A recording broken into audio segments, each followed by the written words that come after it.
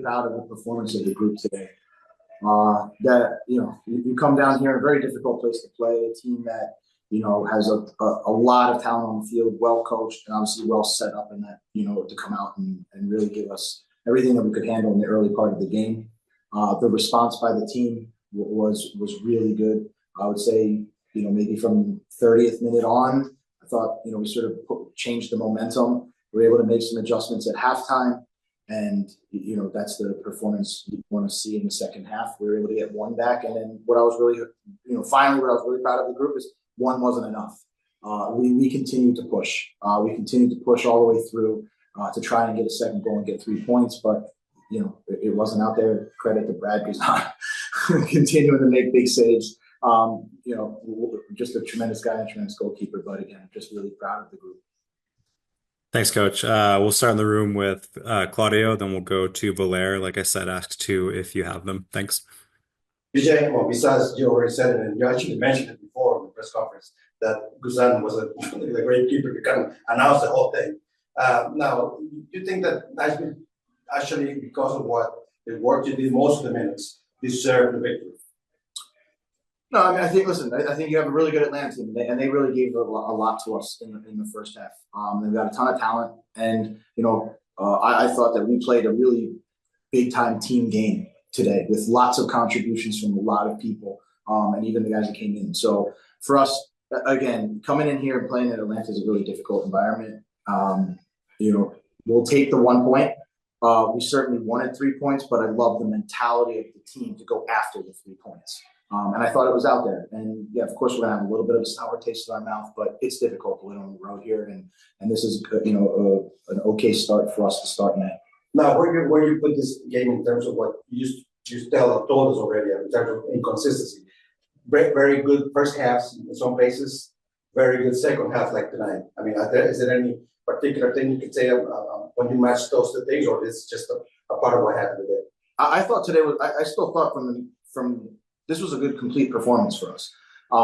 They came out with a ton of energy. It took us a little bit of time to settle in, but I thought for us there was just a few moments where we were just off with a little bit of a pass. We didn't have a great setup on the right-hand side to really exploit some of the space, but it wasn't due to like a bad performance or a flat performance. The guys were up for the challenge all night from from the first minute to the 90th minute. So for me, I thought it was a real complete professional performance. Again, a really good Atlanta team. They're going to have the ball for periods of time. They're going to create a couple of scoring chances, but overall through the night, I think we created the better scoring chances. Again, I thought it was a really complete team performance.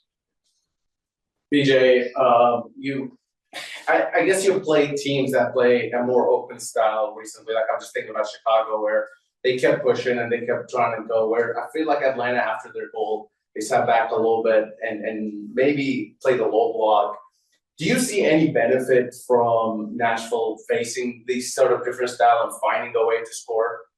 Yeah, I think it's a great challenge. It's going to be a great learning opportunity for us a little bit. That you're right. They did drop off a little bit and kind of defend in their own half. And whenever that happens, it's difficult to score. I thought at halftime we were able to make a few adjustments to get some guys into some different spaces between their block. That paid dividends and started to get us a little bit more access into the penalty box and with more numbers inside the penalty box. We weren't so cross-reliant. And then, in addition, we had real brave center backs with Jason and Jack stepping all the way up, which isn't easy when you have Latela and Almiron and players like this. But they were really brave tonight in the back. And, I thought handled a lot of space and we were able to create a lot of sustained attacks in that second half and kind of pin Atlanta in. And, I thought really a great performance across the whole team. And speaking of that sort of pushing up, especially, the defenders, but the whole team was obviously pushing up and trying to get that second goal. Was there a point 85 minutes in where you were like, okay, maybe we shouldn't risk as much going backwards? I want to instill in this entire club. I want to instill in this team, and I think you saw tonight that we want to go after wins. And if you can get 3 points, it's simple math. You can lose 3 times on the road and get 1 win, and it equals the same number. So we're always a team that wants to be going for 3 points. That's our mentality. Even though we didn't secure 3 points tonight, I think you saw that mentality and that aggressiveness all the way through. Jacob James. BJ, you went with the same starting 11 as you did against Chicago. Was that just wanting to see what they could do, building off of the 7-goal performance that you had then, just with that strong performance? Yeah, I mean, when the guys are playing 7-2 a game, it's difficult to walk in and tell them that they're not going to play. So again, but that's the group that starts the game. But we talk about the solutions coming in the game and making big impacts, and I think you saw that tonight when Johnny Perez is able to come in and create some goal scoring chances and create some better combinations on that right side, and then Ahmed comes into the game. And he's able to, sort of get isolated and make some plays in the penalty box. So again, the group that starts is only the group that starts. And we know that to be successful in this league and to be successful this season as it goes on, we're going to count on everybody. And we're really proud of everybody that's making it a contribution. And again, I continue to say, showing that this was a true team win tonight. And I think I heard on the broadcast that Atlanta had allowed, I think, 5 set-piece goals among the lowest, among the highest in MLS coming in, and you get your goal off of a set piece. I guess what did you see on set pieces and on that particular one with Dan Levitz that you were able to attack, and what did you see from the delivery from Hani and then the volley from Dan?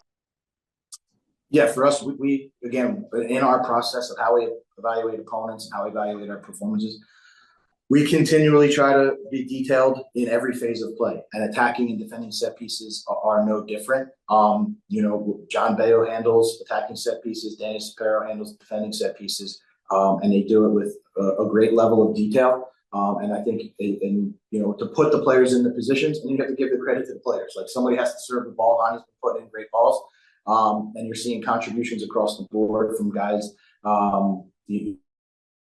And so we're, again, we try to focus on every phase of play in our preparation. And for times like this, when that's how you sort of claw back and get to a 1-1 draw through an attacking set piece. Nick Frazier.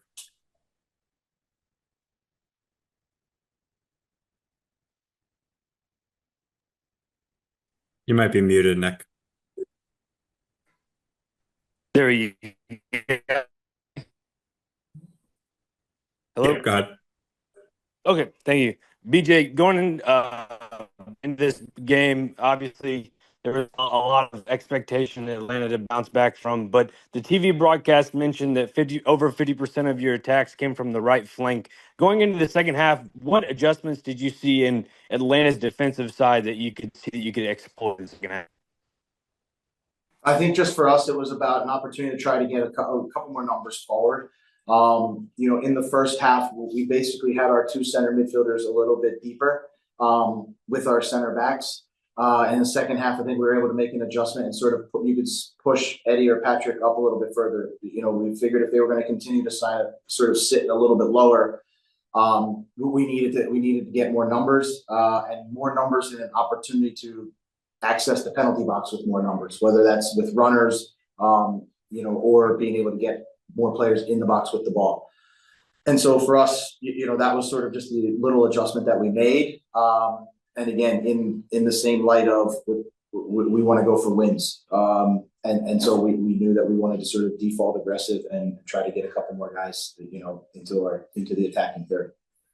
And then when you made the substitution for Josh Bauer and Eddie Nahar, was that primarily just more for just, I guess, to keep his legs fresh going into the long stretch into May?